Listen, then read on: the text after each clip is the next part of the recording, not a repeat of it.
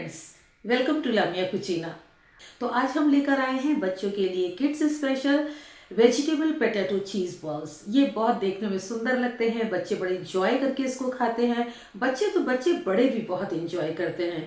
इसमें ढेर सारी वेजीज को फिल करके हमने बनाया है, इसलिए वीडियो को आप एंड तक देखें। बनाकर मुझे ज़रूर कमेंट्स करें कि आपके बच्चों को पसंद आया या नहीं आया, क्योंकि आपके कमेंट्स का पढ़ना मुझे अच्छा लगता है। और मेरा चैनल अभी तक सब्सक्राइब नहीं किया तो रिक्वेस्ट है कि आप मेरे चैनल को सब्सक्राइब कीजिए, लाइक और शेयर कीजिए। साथ ही बेल आइकन को प्रेस करना ना भूलें ताकि मेरी न्यू वीडियोस आप तक पहुंचती रहे।